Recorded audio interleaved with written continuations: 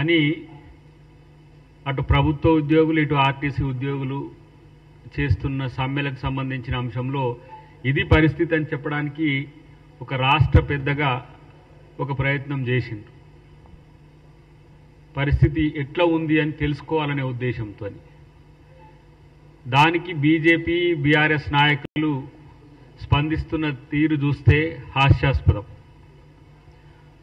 ఒకవైపేమో దేశం యుద్ధం వైపు పయనిస్తుంటే దానికి సంబంధించిన అంశాల్లో రాజకీయాలు పక్కన పెట్టి మనం దేశం కోసం ప్రతి ఒక్కరం ప్రభుత్వ నిర్ణయానికి కట్టుబడి ఉండాల్సిన సందర్భం ఇది. ఎందుకంటే ఈ దేశ గణతంత్రం మీద జరుగుతున్న, ఈ దేశ సార్వభౌమత్వం మీద జరుగుతున్న దాడికి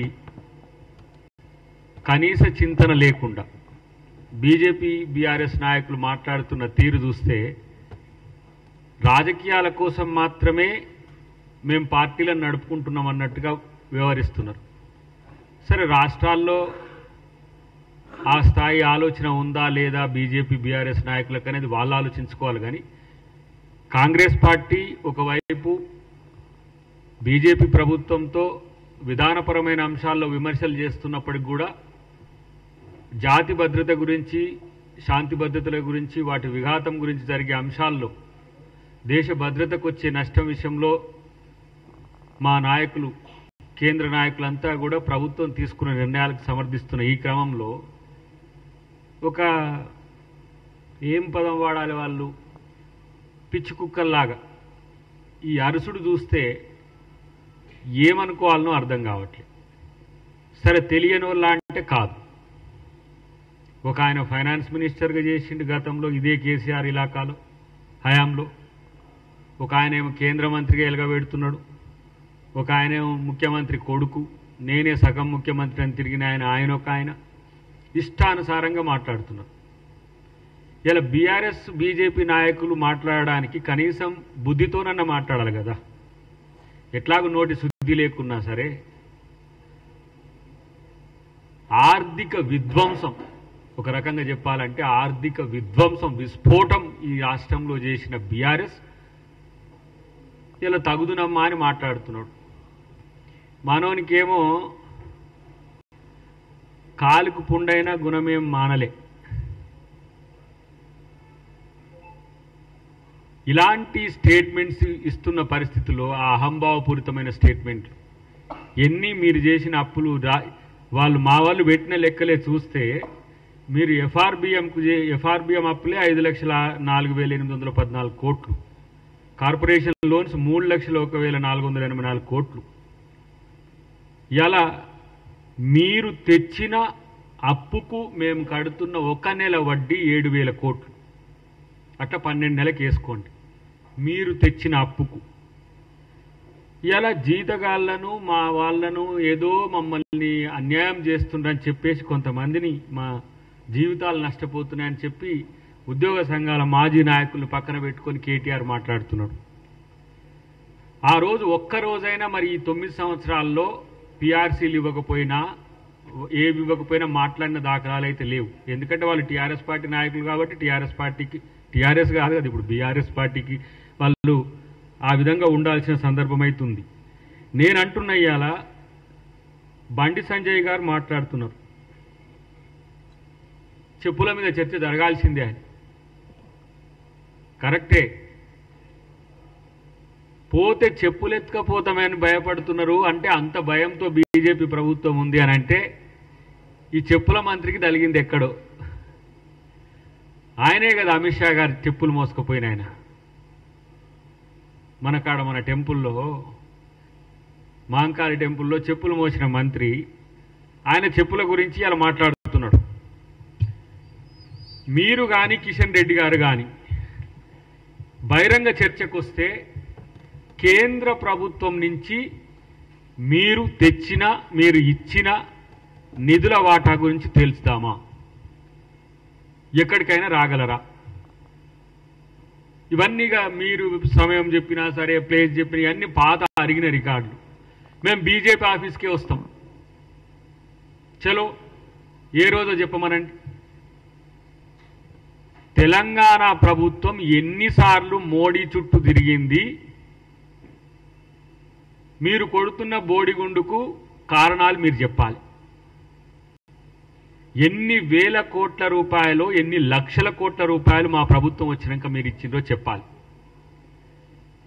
ఇలా ఎస్సీయూకు సంబంధించిన భూముల విషయంలో తనఖా కూడా కాదు, అది ఒక 120 ఎకరాలకు సంబంధించిన అంశంలో 400 ఎకరాలను ప్రచారం చేసి దాని పేరు మీద టీజీఐఏసీకి మేము ఇలా దాన్ని అసైన్ చేసి వాటి విషయంలో మీరు కార్యాచరణ తీసుకోమని చెప్తే దేశం పర్యావరణం మొత్తం దెబ్బతిన్నట్టు గగ్గోలు పెట్టిన దద్దమ్మల్లారా, మీరు రాష్ట్రానికి ఇచ్చింది ఏందో చెప్పండి ఫస్ట్. ఈ రాష్ట్రంలో అమలవుతున్న పథకాలన్నీ మావే, మేం చేసినే, మేం పెట్టినే అని అంటున్నాడు బండి సంజయ్. నేనంటున్నా, మీకు నిజంగా చిత్తశుద్ధి ఉంటే, మీకు నిజాయితీగా రాజకీయాల పట్లనో ఈ తెలంగాణ ప్రజల పట్లనో మీకు చిత్తశుద్ధి ఉంటే మీరు శ్వేతపత్రం విడుదల చేయండి. మీ ప్రభుత్వం ఏమిచ్చిండ్రో ఈ రాష్ట్రానికి. గతంలో ఆయన కిషన్ రెడ్డి గారు చెప్పిన 9 లక్షల కోట్ల రూపాయలు ఇచ్చినామని చెప్పి టీఆర్ఎస్ ప్రభుత్వం హయాంలో. ఇలా తెలంగాణ ప్రభుత్వం ఎంత పన్నుల రూపంలో కడుతున్నామో మాకెట్లా డెవల్యూషన్ ఆఫ్ ఫండ్స్ వస్తున్నాయని మేము అడగట్లే. మీరుగా ఈ రాష్ట్రానికి ప్రత్యేకంగా మీరు చేసిన పథకాలు, వాటి వివరాలు కనుక చెప్పితే ప్రజలు తెలుసుకుంటారు. కనీసం నిస్సిగ్గుగా నిర్లజ్జగా మాట్లాడుతున్న పరిస్థితి. అలా ఈటల రాజేందర్ గారు of BRS, of BJP, same ఇక్కడ రాజకీయాలు ఉన్నట్టే ఉన్నాడు ఆయన. బీజేపీ కమలం కాడకు బీఆర్ఎస్ కాడ అంటుగట్టినట్టే ఆయన సగం ఆడా ఉన్నాడు, సగం ఈడా ఉన్నాడు. మరి మీరు ఫైనాన్స్ మినిస్టర్గా ఉన్నారు కదా, ఈ అరిష్టంతో చేస్తున్న, ఇంత పెద్ద ఎత్తున చేస్తున్న అప్పులు వద్దని చెప్పి నివారించిండ్రా మీరు? ఫైనాన్స్ మినిస్టర్గా ఇవాళ ఇన్ని అప్పులు, ఎఫ్ఆర్బిఎం రూల్స్ను బ్రేక్ చేసి లక్షల కోట్ల అప్పులు చేస్తుంటే బీజేపీ ఏం చేసింది? కేంద్ర ప్రభుత్వంలో ఉన్నారు కదా. మరి ఆ రోజు లేవని నోర్లు ఈ రోజు ఎట్లా లేస్తున్నాయి? దేని కొరకు లేస్తున్నాయి? దేన్ని సాధించడానికి లేస్తున్నాయి? అంటే ఇవాళ రాష్ట్రంలో ముఖ్యమంత్రి గారు, డిప్యూటీ సీఎం గారితో పాటు మంత్రివర్గము ఎన్ని రకాల ఇబ్బందులు ఆర్థిక అంశాల్లో వచ్చినప్పటికి కూడా దుబారాన్ని తగ్గించడమే కాదు, ఎక్కడ కూడా ప్రజలకు తగ్గకుండా చేస్తున్న కార్యాచరణ మీకు ఇలా కళ్ళ కుట్రుగా ఉంది. ఎక్కడ మేము తక్కువ చేసినామో చెప్పండి. ఒకడు అంటాడు 420 హామీలు అంటాడు, ఇంకోడు అంటాడు 6 గ్యారెంటీలు అంటాడు, ఇంకోడు అంటాడు ఇంకేదో 13 గ్యారెంటీలు అంటాడు. మీకు గ్యారెంటీలు ఎన్నో తెలియవు, లేకపోతే మేము ఇచ్చిన హామీలు ఎన్నో తెలియవు, మేము ఏం చేస్తున్నామో కనీసం ఆ సోయి కూడా లేదు. ఇలా సన్న బియ్యం ఇస్తే ఒక్కొక్కరి మేము ఊర్లలోకి పోతుంటే, జిల్లాలు ఇప్పుడు అబ్జర్వర్స్గా మేము జిల్లాలకు పోతుంటే ప్రజల యొక్క సంతోషం చూడండి. కనీసం సంతోషపడే ఆలోచన మీకు ఎట్లాగూ లేదు, కానీ ఆ ప్రజలు పడుతున్న సంతోషానన్న చూడండి. ఇలా బీసీ బిల్లు తెస్తే బీసీలు మొత్తం కూడా ఇవాళ రేపు పెద్ద మొత్తంలో కేంద్రంలో కూడా కుల జనగణన రాష్ట్రం చేయబట్టి జరిగిందని రాష్ట్ర ముఖ్యమంత్రిని పొగుడుతున్నారు. ఇన్ని రాష్ట్రాలున్నా, 29 రాష్ట్రాలున్నా కూడా ఏ ఒక్క రాష్ట్రం కూడా బిల్ చేయలే, ఈ రాష్ట్ర ముఖ్యమంత్రి చేసింది. అందరు అంటారు కదా రెడ్డి బిడ్డ, రెడ్డి బిడ్డ, రెడ్డి ఆయన కాబట్టి అని ఇట్లా అంటారు కదా. మరి ఆ రెడ్డి ఇలా బీసీలకు బిల్లు చేసిండ్రు. ఆ రెడ్డి చేసిన బీసీ బిల్లునే మా నాయకుడు, మా సభానాయకుడు, మా ఎల్ఓపి ఇలా దేశం మొత్తం కూడా ప్రచారం చేస్తున్నాడు. మా ముఖ్యమంత్రి, మా తెలంగాణ మోడల్ ఇలా దేశానికి మోడల్ అయిందని చెప్పి అది మీకు కళ్ళు కొడుతున్నాయి. ఏదన్నా మంచి రేవంత్ రెడ్డి గారికి జరగంగానే ఈ కళ్ళల్లా ఏదో పోసుకున్నట్టే బయటికి వెళ్తారు సన్నాసిగాలు, పిచ్చి కుక్కలు మొరిగినట్టే.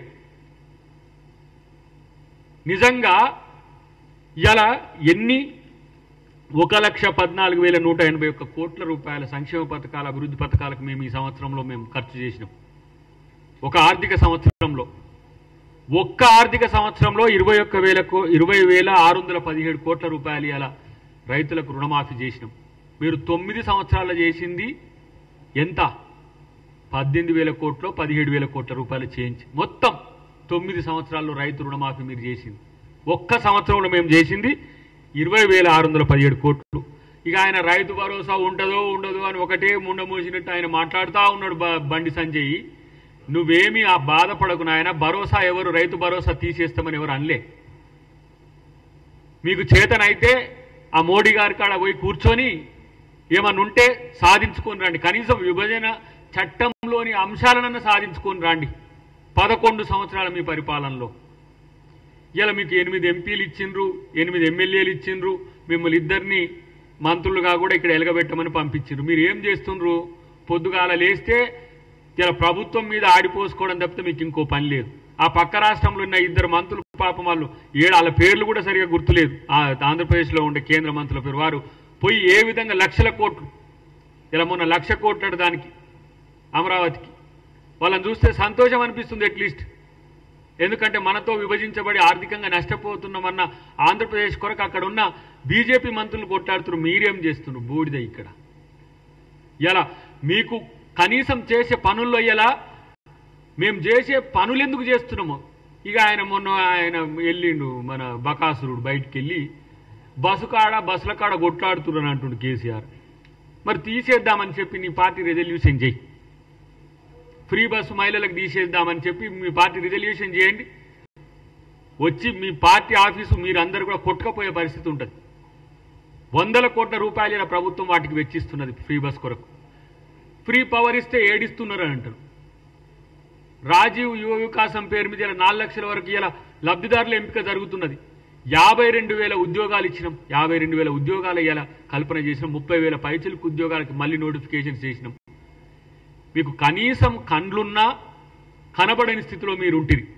అన్నిటికంటే ముఖ్యంగా వీళ్ళు ఒక మంచి పని జరిగిన వెంటనే పోలోమని బయటకు వస్తున్నారు బీజేపీ బీఆర్ఎస్ నాయకులు. ఎందుకంటే వీళ్ళు క్రెడిబిలిటీ అనేది లేని నాయకులు కాబట్టి. ఇలా మనోడు మాట్లాడుతున్నాడు కేటీఆర్, ఇలా రేవంత్ రెడ్డి గారు వచ్చిన తర్వాతనే మొత్తం ఆర్థిక పరిస్థితి అంతా కుంటుపడ్డదన్నట్టుగా మాట్లాడుతున్నాడు. నేను చెప్తున్నా కేటీఆర్, నీకు తెలుసో నువ్వు మరి ఏం చదువుకున్నావు నాకు ఇంకా తెలియదు. నేనైతే కామర్స్లో డాక్టరేట్ ఉంది నాకు. రాష్ట్రాన్ని దోచుకున్న దొంగలు మీరు, ఇంకా మాట్లాడే నైతిక హక్కు కూడా లేదు. దోచుకుంటే మిన్నకుండి చూస్తున్న ద్రోహులు ఎవరంటే ఇక్కడ బీజేపీ నాయకులు. మీరు తెలంగాణ ద్రోహులు. తెలంగాణ పేరు మీద పార్టీ పెట్టి ఆ రోజు ఉద్యమకారులందరినీ హైజాక్ చేసి, ఉద్యోగ సంఘాలన్నింటినీ హైజాక్ చేసి తను ఉద్యమం చేస్తున్నట్టుగా నటించి తన రాజకీయ ప్రక్రియకు ఉద్యమాన్ని వాడుకొని ఉద్యమం పేరుతో నేను ఉద్యమ పార్టీ అని నమ్మబలికి ఈరోజు అధికారంలోకి రావడానికి ఉద్యమాన్నే వాడుకొని కాంగ్రెస్ పార్టీ తెలంగాణ ఇచ్చినా కూడా కాంగ్రెస్ పార్టీలో విలీనం చేస్తా అని చెప్పి మీ అయ్యా విలీనం అనేది శల్యసారథ్యం చేసి అయినా ఇస్తనకు పోయి రావాలని అబద్ధాలాడి బీజేపీతో అంతర్గత ఒప్పందాలు చేసుకొని అధికారంలోకి వచ్చినాక తెలంగాణను దోచుకున్న దొంగలెవరంటే అదే తెలంగాణ పదాన్ని మార్చుకొని బీఆర్ఎస్ పార్టీగా పెట్టిన మీరు, మీ కుటుంబమే తెలంగాణ ద్రోహులు. మీరు 8 లక్షల కోట్ల అప్పులు. పర్ క్యాపిటల్ ఇన్కమ్ గురించి మాట్లాడతారు కదా, పర్ క్యాపిటల్ డెప్ట్ గురించి ఎప్పుడన్నా మాట్లాడినరా మీరు? 2,30,000 పైచిలకు పర్ క్యాపిటల్ డెట్ ఉంది ఈరోజు.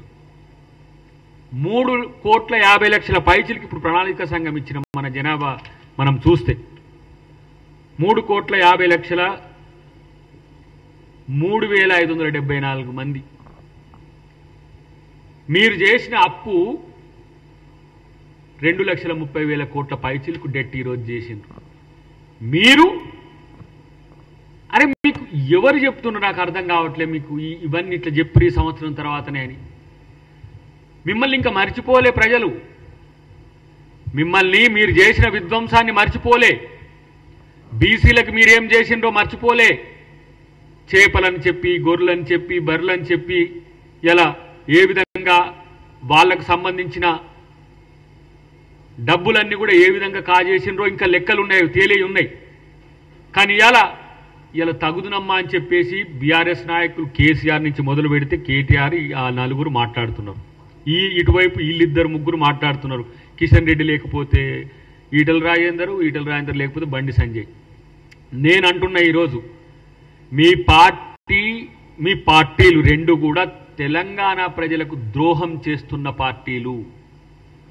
అప్పులు తెస్తుంటే మిన్నకున్న బీజేపీ ఇబ్బడి ముబ్బడిగా ఆర్థికంగా దోచుకోవాలనే కుట్రతో చేసిన బీఆర్ఎస్ చేసిన కుట్రను ఈరోజు సపోర్ట్ చేసింది బీజేపీ.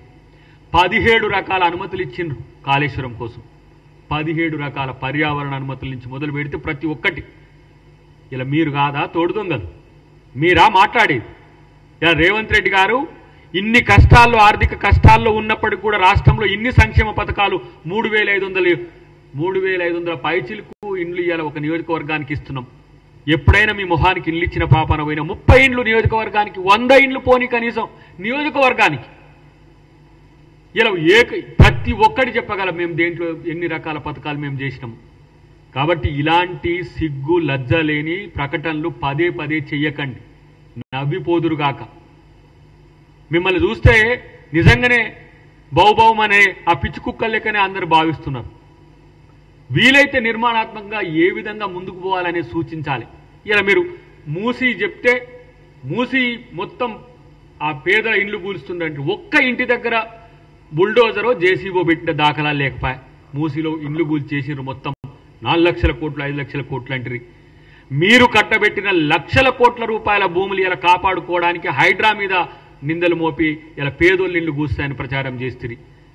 ఏ పని చేయబోతే అక్కడ అడ్డంకులు తప్పితే మీరు చేస్తున్నది ఏంటిది? ఇదేనా కేసీఆర్ మోడల్? రాష్ట్రాన్ని అభివృద్ధి చేయకుండా, సంక్షేమం చేయకుండా నీ కొడుకుని, నీ అల్లుడు, నీ బిడ్డని. ఈ మధ్య కవిత గారు ఏదో కొంచెం తీరు మారినట్టుంది.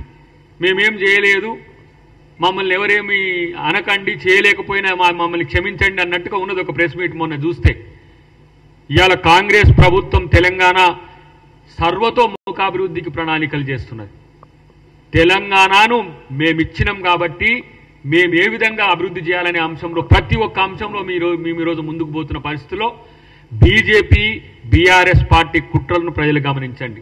ఒక విజ్ఞప్తి కూడా ఉద్యోగ సంఘాలకు, మీ పాత నాయకులు పోయి బీఆర్ఎస్ పంచన చేరిండ్రు, టీఆర్ఎస్ పంచన చేరిండ్రు. వాళ్ళ మాటలు వినకండి. వాళ్ళ మాటలు వింటే మీకొచ్చేది ఏం లేదు. ఆయన అంత పెద్ద ముచ్చట చెప్పే ఉమ్మడి ఆంధ్రప్రదేశ్లో 50% పీఆర్సీ ఇచ్చేటోళ్ళు మీరు చూస్తే, చరిత్ర రికార్డ్ చేస్తే 30% ఇచ్చిండు ఆయన. 30% ఇచ్చి ఇంక్రిమెంట్ అంటుండు కదా 420. ఈ 420 గాళ్ళు ఇచ్చిన ఇంక్రిమెంట్ 420. ఒక ఇంక్రిమెంటు ఒక పీఆర్సీ ఇచ్చి అప్పుడే పీఆర్సీలు ఇవ్వలేదు ఇది అని చెప్పేసి పాపం వాళ్ళు ఏం తెలియని ఉద్యోగ సంఘాల నాయకులు కొత్తగా మేమే వాళ్ళకు సహకరించినాం కూడా. వాళ్ళను ఏమంటాము, ఎగదోసిగా ఏదో మేమేమో చేయబోతున్నామని చెప్పి కొన్ని కుట్రల వెనుక, ఇప్పుడు లగచర్ల లాంటి కొన్నిటి వెనుక ప్రతి దాని వెనుక బీఆర్ఎస్ ఉంటున్నది. దాంట్లో కేటీఆరే ప్రథమ ముద్దాయిగా ఉంటున్నాడు. లగచర్ల విషయంలో తేలింది. ఇప్పుడు ప్రతి అంశంలో మనోడు ట్రేస్ చేస్తే స్క్రాచ్ కార్డు లెక్క గీక్తే కేటీఆర్ వెళ్తున్నాడు. అధికారం కావాలంటే కుట్రలు చేసుడు కాదు కేటీఆర్, అధికారం కావాలంటే ప్రజలతో ఉండి కొట్లాడు. నేను అందుకనే చెప్పిన మెయ్యను జర రాష్ట్ర అధ్యక్ష పదవిని తీసుకొని కొట్లాడు, అట్లనే నీకు ఇంత విలువ పెరుగుతుంది. నీకు కాలు ఇరిగిందంటే బాధపడ్డాం, కానీ కాలు ఇరిగినా గుణం మారలేదని మేము బాధపడతలే ఇప్పుడు. ఎందుకంటే ఆ గుణం మారలేదు, అదే కదా. ఇంకా దాని గురించి మేము పెద్దగా నిన్ను విమర్శించాల్సిన అవసరం కూడా లేదు. విమర్శల కోసం విమర్శలో, లేకపోతే అఫ్కోర్స్ మీకు ఒక పత్రిక ఒక టీవీ ఇట్లా ఉండబట్టి కొన్ని 2-3 అటు ఇటు మీకు పాజిటివ్గా ఉండబట్టి, లేకపోతే సోషల్ మీడియా ఇన్ఫ్లుయెన్సర్స్లో మరి మీరు ప్రొపగండా ఏజెంట్ కాబట్టి మళ్ళీ మీరు టీఆర్పీ తగ్గుతుందేమని చెప్పి మాట్లాడు కాదు, ప్రజల కోసం మాట్లాడాలి. ఎక్కడైనా సరే బీఆర్ఎస్ అయినా బీజేపీ అయినా మీ ఆఫీసులలో మీటింగ్లు పెట్టినా వచ్చి ఇవాళ మా ప్రభుత్వం తరఫున మేమైనా అధికారులైనా మీకు చెప్పగలం. కానీ అబద్ధాలను ప్రచారం చేయడానికి ఇలాంటి సొంటకాయ సొల్లు పురాణ ప్రెస్ మీట్లు పెట్టకండి, ప్రజల్ని కన్ఫ్యూజ్ చేయకండి. కాబట్టి అలా సమ్మెలు ఉంటే సమ్మెలను ఏ విధంగా వాళ్ళని సంతృప్తిపరచగలమో మా దగ్గర సమాధానం ఉంది. మీలాగా ధర్నాలు చేస్తే ధర్నా చౌకులు ఎత్తేస్తామని చెప్పేసి ఎవరైనా నిరసన చేస్తే వాళ్ళని నోరు నొక్కేసి జైల్లో పెట్టినట్టట్లేం మేము చెయ్యం. ప్రజాప్రభుత్వం ప్రజల పట్ల బాధ్యతగా ఉన్నదనే అంశాన్ని గుర్తుపెట్టుకుంటూ ఒక అంశం చివరగా నేను చెప్పి ముగిస్తా మిత్రులారా. ఈరోజు ప్రతిసారి మాట్లాడినప్పుడల్లా రాష్ట్రం అప్పుల పాలైంది, రాష్ట్రం ఈరోజు చాలా నష్టాల్లో కూరుకుపోయింది అని చెప్పి ముఖ్యమంత్రి గారు అని అంటున్నారు. రాష్ట్రం పరువు పోతుంది అని చెప్పేసి ఎవరైతే మాట్లాడుతున్న వాళ్ళు ఇన్ని లక్షల కోట్లు అప్పు చేసి రాష్ట్రం పరువు తీసిన కేసీఆర్ని ఎందుకు ప్రశ్నించరు మీరు? ఎవరు చేయమంటే ఇన్ని లక్షల కోట్ల రూపాయల అప్పులు చేసిండో కేసీఆర్ని ఎందుకు ప్రశ్నించరు? మేము మొత్తంగా మా అప్పు కూడా తీసుకొచ్చినాం. 1,50,000 కోట్ల పై చిలుకు మేము వచ్చినాక అప్పులు తెచ్చినట్టుగా రికార్డ్స్ ఉన్నాయి. 49,000 కోట్ల రూపాయలు ఒక సంవత్సరంలో వాళ్ళు చేసిన అప్పులకు వడ్డీ కడుతున్నాం. రెవెన్యూ రిసీట్స్ కూడా 20,000 కోట్లు ఒక సందర్భం, 18,000 కోట్లు ఒక సందర్భం, 21,000 కోట్లు ఒక సందర్భంలో వస్తున్నాయి. పోయిన మాసంలో 0 GST వచ్చిందనేది కూడా ఒక రికార్డు ఉంది. నిజాయితీగా ప్రతి నెల కూడా దాన్ని స్కోర్ బోర్డు లెక్క, మన క్రికెట్ స్కోర్ బోర్డు లెక్క పెట్టే ప్రయత్నం చేస్తాం. ఏ పథకం కోసం ఎన్ని కేటాయిస్తున్నామో ఇంత పెద్ద ఎత్తున పారదర్శకంగా ప్రభుత్వం ఈరోజు నిర్ణయం తీసుకొని పనిచేస్తుంటే ఇలా రేవంత్ రెడ్డి గారి మీద అక్కసు వెళ్ళబోస్తున్నారు. నేనేమంటున్నా, రేవంత్ రెడ్డి గారిని తట్టుకునే దమ్ము ధైర్యం మీకు లేదు, వదిలేయండి. రాజకీయంగా నేను సోకాల్ లెజెండరీ, నేను సుదీర్ఘకాలం 40 years ఇండస్ట్రీ అన్న కేసీఆర్నే మట్టి గరిపించిన నాయకుడు రేవంత్ రెడ్డి గారు. ఈరోజు ఇంత అప్పుల్లో ఉన్నా కూడా ప్రజలు సంతోషంగా ఎట్లా ఉంటారని తను పంటి బాధ పడుకుంటూ ఎక్కడి నుంచి ఏ విధంగా అటు ఫినాన్స్ మినిస్టర్ గారు, డిప్యూటీ సీఎం గారు వారు కలిసి చేసే ప్రయత్నాలు ఎన్నో రకాలుగా చేస్తుంటే అక్కడ కూడా పడుతున్నారు. నేను అంటున్నా, ఈ బండి సంజయ్, ఈ కిషన్ రెడ్డి, మేం చేసే అప్పులేందో ఆస్తులేందో మీకు చెప్తాం. మీ దగ్గర కనీసము ఆ ఆర్బీఐ నుంచో ఇతర ఫినాన్షియస్ కార్పొరేషన్ నుంచో తీసుకొచ్చే వాటికి కనీసం సహకరించే ప్రయత్నం అన్న చేయరాదు. అదైనా సాయం అవుతుందా మీకు? అదైనా కనీసం చేయగలుగుతారా మీరు? ఆలోచించుకోండి. మీరిద్దరు నిజంగా చెప్పాలంటే ఒక దిష్టి బొమ్మల్లాగా తెలంగాణకుండి రోజు అపశకునాలు మాట్లాడడం తప్పితే మీతో ఏమి కావట్లే మిత్రులారా, గుర్తుపెట్టుకోండి. ఇలాంటి పరిస్థితుల్లో, దేశం ఇంత క్లిష్ట పరిస్థితుల్లో ఉన్నా కూడా మీకు మీ రాజకీయాలు వదులుతలేరు. ఇప్పుడు మళ్ళీ మేము స్పందించాల్సింది దేశ భద్రత గురించో, దేశం ఎడిపోతుందని కాదు. వీళ్ళు ఏం చేస్తుండ్రు, వీడేం రాజకీయం చేస్తుండ్రు, ఈ సందర్భంలోనే సందిట్లో సడేమియలేక ఇలాంటి మేమే చేస్తున్నామని చెప్పేసి బీజేపీ అంటుంది. మరి మీరే చేస్తే మరి ఇంతెందుకు అయింది? కాబట్టి ఇవాళ ప్రతి ఒక్క అంశంలో మేం కట్టుబడి ఉన్నాం. 6 గ్యారంటీలే కాదు, దాని వెనుక ఉన్న 13 గ్యారంటీలే కాదు, మేనిఫెస్టోలో ఉండే ప్రతి ఒక్కటి చేసే సత్తా, దమ్ము కాంగ్రెస్ ప్రభుత్వానికి ఉంది. ఇంకా చెప్పాలంటే 2025 వరకు కూడా కొంత ఈక్విలిబ్రియంగా ఉండొచ్చు బడ్జెట్, కానీ 2025 తర్వాత సర్ప్లస్ వైపు మళ్ళీ ఈ రాష్ట్ర బడ్జెట్ పోయే అవకాశం ఉంది. కాబట్టి డెఫినెట్గా వాటిని అన్నింటినీ దుబారా తగ్గించడమే కాకుండా పథకాలకు సంబంధించి ఎక్కడ కూడా తగ్గేది లేదు. కాబట్టి ప్రభుత్వం చాలా పారదర్శకంగా ఉంది. కాబట్టి ఆ విషయాన్ని ఆలోచించాలని చెప్పి నేను విపక్షాలకు విజ్ఞప్తితో కూడిన డిమాండ్ చేస్తున్నా.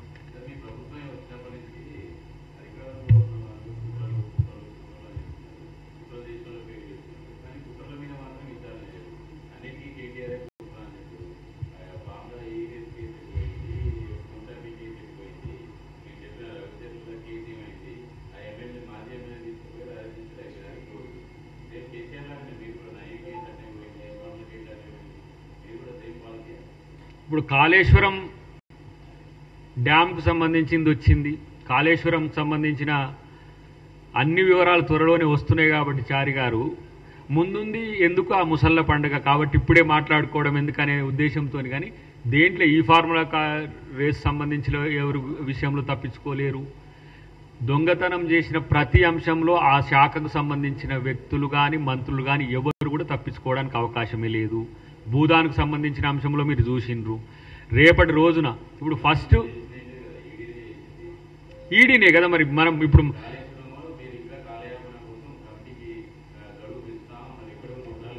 కాలయాపన అనే దానికంటే కమిటీని కూడా మేం డిక్టేట్ చేయలేం. కాబట్టి కమిటీ రికమెండేషన్స్ తొందరగా వస్తే నిర్ణయం తీసుకోవడానికి అవకాశం ఉంటుంది. బట్ శిక్షణ అయితే తప్పదు అనిపించేటట్టుగానే ఉంది. త్వరలోనే అది మేబీ నేను అనుకుంటున్న దీనికి సంబంధించిన అంశాలు, యుద్ధానికి సంబంధించిన అంశాలు దాటిపోయిన తర్వాత మీరు ఇక్కడ తెలంగాణలో ఒక కొత్త రాజకీయం రాజకీయం కాదు, రాజకీయంగా ఉండే గందరగోళం అన్ని చూస్తారు. జరగబోతున్నది ఇప్పుడు ఏదో దేశంలో. డెఫినెట్గా ఉంటుంది బ్రదర్. తెలంగాణ భారతదేశంలో అంతర్భాగం కాదనుకుంటే నేనేం చేయలేను కాదా?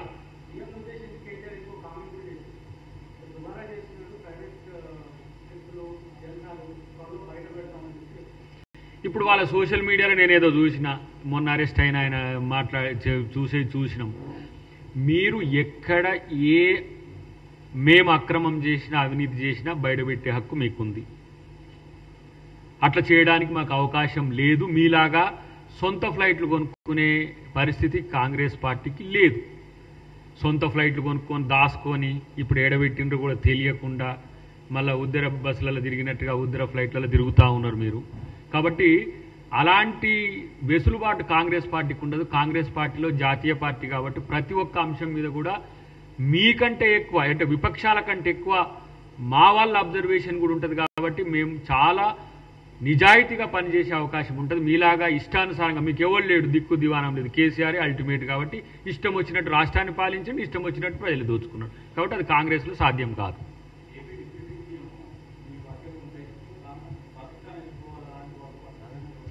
ఆయనకు సమాచారం లేని వల్ల పాపం మిత్రుడు అలాంటి స్టేట్మెంట్ ఇవ్వచ్చు. మళ్ళీ సరి చూసుకుంటే మంచిది.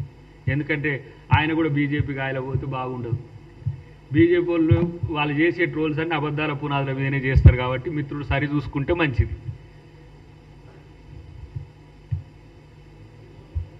కాబట్టి యుద్ధం కూడా భారతదేశం అంటే తెలంగాణకు కూడా సంబంధం ఉంటుంది మిత్రమా. రేపు అన్ని రాష్ట్రాల్లో కూడా ట్రయల్స్కి సంబంధించిన డిరెక్షన్స్ వచ్చినాయి. కాబట్టి రాజకీయాలు ఈ సందర్భంగా ఎక్కువ మాట్లాడితే దేశం పట్ల కూడా మనకున్న అంకిత భావాన్ని శంకించాల్సి వస్తుంది. కాబట్టి ఆ కామెంట్ చేసిన కాబట్టి కొంచెం మిత్రులు ఆవేశపడకుండా ఈ సందర్భాన్ని రాజకీయాల కంటే ఎక్కువ మన ఐక్యత కోసం ప్రయత్నం చేస్తే మంచిదనేది నా యొక్క విజ్ఞప్తి. ఏం చేయలేదు.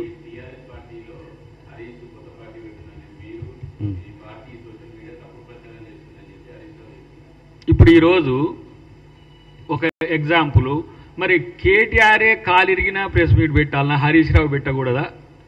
హరీష్ రావును కరివేపాకులాగా చేసిండ్రు మాకు అనిపిస్తున్నది. మేము ఉద్యమ కాలంలో కలిసి ఉన్నోళ్ళమే కానీ మరి ఇలా హరీష్ రావు బొమ్మెందుకు లేదు, కేటీఆర్ బొమ్మెందుకు ఉందంటే సమాధానం చెప్పమనండి వాళ్ళని.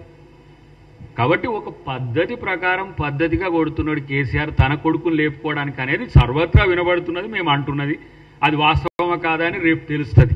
ఎందుకంటే ఉద్దేశపూర్వకంగా జరుగుతున్న కొట్లాటలు వేరు, జరుగుతున్న వాటిని బయటికి ప్రజలు అనుకునేది వేరు. కాబట్టి ఆ నలుగురిలో కూడా 4 బాటలు వచ్చేసినాయని అర్థమవుతున్న పరిస్థితుల్లో వాళ్ళ అంతర్గత కుమ్ములాటలు మాకెందుకు కానీ మా కుమ్ములాటలు అయితే ఎప్పుడైనా ప్రజాస్వామ్యయుతంగానే ఉంటాయి, మీకు అందరికీ తెలిసే ఉంటాయి.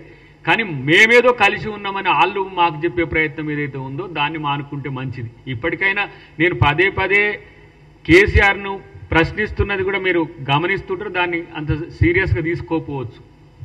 బీఆర్ఎస్ పార్టీకి జాతీయ అధ్యక్షుడు ఆయనైతే రాష్ట్ర అధ్యక్షుడిని ఎవరినైనా పెట్టవా అని కనీసం మీ కుటుంబం నుంచి అన్నబెట్టు, మీ కులం నుంచి అన్నబెట్టు, లేదంటే మీ పార్టీలో బీసీ ఎస్సీ ఎస్టీలకోనన్నా అవకాశం రాష్ట్ర అధ్యక్షుని పదవికి ఇయ్యమని చెప్తున్నాం. ఇస్తలేరు. నేనైతే రాను అసెంబ్లీకి, కాబట్టి అసెంబ్లీకి ఎవరు వచ్చినా రాకపోయినా మా పిల్లలు చూసుకుంటారు అంటుండు. అంటే ఇదేదో ఇంటి వ్యవహారం అయింది. ఆ పిల్లలలో మళ్ళీ కొడుకు కొంచెం ఎక్కువ పాత్ర వేస్తుందనేది చర్చ వస్తున్నది. కాబట్టి వాళ్ళ అంతర్గత కుమ్ములాటతో కొట్లాడుకుంటున్నా కూడా ఇక్కడ మాత్రం విషం జిమ్మే దగ్గర మాత్రం అయ్య చెప్తే మరి చేస్తుండ్రో, కొడుకు చేస్తుండో, మామ చెప్తే అల్లుడు చేస్తుండో తెలియదు. కానీ కుట్ర విషయం మాత్రం తగ్గట్లేరు అనే విషయం మేము గమనంలోకి వచ్చింది. డెఫినెట్గా దీన్ని తెలంగాణ ప్రజలు కూడా గమనించండి. ఇన్ని లక్షల కోట్ల అప్పులు చేసి ఈరోజు మనల్ని దోచుకున్న వాళ్ళే మళ్ళీ ఊరికొచ్చి మళ్ళీ ఇప్పుడు ఏదో మాకు అవుతుందంటారని చెప్పి వాళ్ళకి విజ్ఞప్తి చేస్తున్నాం. ఉద్యోగ సంఘాలకు కూడా అదే విజ్ఞప్తి చేస్తున్నాం. ఎందుకంటే మీరు తొందరపడకండి, వాళ్ళ గాయాల పడకండి అని. కాదు ఇప్పుడు అదే కదా ఇంతసేపు చెప్తున్నది. హరీష్ రావు కేటీఆర్ ముందా హరీష్ రావు ముందా? విమానం ఉందని మొత్తం పబ్లిసిటీ అయిన బయట పేపర్లలోనే వచ్చే మేము కొనలేదని చెప్పమని రాదు. ఇప్పుడు కేసీఆర్ నాకు విమానం లేదు, మా ఇంట్లో ఎవరికి కూడా లేదని చెప్పమనండి, లేకపోతే కేటీఆర్ని చెప్పమనండి. అసలు అప్పుడు చూపించిన విమానం అబద్ధమే అని చెప్పమనండి. అది ఎవరి పేరు మీద ఉందో చెప్పమనండి. తప్పదు కదా ఇక మరి చెప్పలేదే. ఇప్పుడు ఎవరో మీలాంటి పేపర్ మీడియా మిత్రులేవో అది బయట పెట్టిన అంశం. మాది లేదు, మాకు లేదు, మరి అది ఏడ ఉంది, అసలు ఉందా, ఆ నెంబర్ కలిగింది ఉందా, ఉత్తగానే ట్రోల్ కొరకు చేసిండ్రా, అది కూడా వాళ్ళు కౌంటర్ అన్న చేసుకోవాలి కదా. కాబట్టి ఇదొక నైజాం స్టేట్ గాక వెనకటికి నిజాం ఎంత విలాసవంతమైన జీవితం జీవించిండో, ఆయనకు ప్రపంచం మొత్తం ఎయిర్పోర్ట్లలో స్పెషల్ ఆథెంటికేషన్ ఉండేనట, లేకపోతే వివిధ ప్రాంతాల్లో స్పెషల్ బంగ్లాస్ ఉండేనట, ప్రతి జమ్మూ కాశ్మీర్లో కానీ లేకపోతే ఢిల్లీలో కానీ ఇక్కడ మొత్తం ఇక్కడ రాష్ట్ర సంపదనంతా ఆయన పంచినట్టు ఈయన కూడా ఇక్కడ ఉన్న సంపదను తీసుకుపోయి పంజాబ్ రైతులకు పంచే, కర్ణాటక రైతులకు ఇచ్చే, మహారాష్ట్ర రైతులకు ఇచ్చే, ఈడ రైతులు మాత్రం బజార్లో పడుతుంటే పట్టించుకోడా. మరి ఇదంతా ఆ రోజు చేసిన ఆర్థిక దుబారా కాదా? ఇలా మన రైతులు అప్పుల్లో ఉన్నది ఎందుకున్నారు? మరి రైతు రుణమాఫీ ఆ రోజు మనకు చేస్తే ఏమైంది? కాబట్టి విమానాలు ఏం కాదు, ఇంకా వాళ్ళు విలాసవంతమైన ఎన్నో భవిష్యత్తులో బయటపడితే ఇంతకుముందు వారు అన్నట్టుగా ప్రతి ఒక్క తప్పుకు ఇక్కడ ఎవిడెన్స్ ఉన్నది. ఆ ఎవిడెన్స్కి సంబంధించి ఏంటంటే ముందు చేస్తేనేమో ఇక చూసినవా ఇది కక్ష సాధింపు చర్య అంటారు, ప్రభుత్వం రాగానే ప్రతీకార చర్య అంటారు. ఏమో ఆంధ్రప్రదేశ్ మాదిరిగా మేమేం చేస్తలేం కదా. ప్రతి ఒక్కటి ఎంక్వైరీ కమిషన్స్ చేసినాం. కమిషన్స్ నుంచి వచ్చే ఏవైతే వివరాలు ఉంటే వాటిని సంబంధించి తప్పు చేయకపోతే పూలదండేస్తాం, తప్పు చేస్తే అరదండాలు తప్పవు. అంతే కదా. Thank you very much.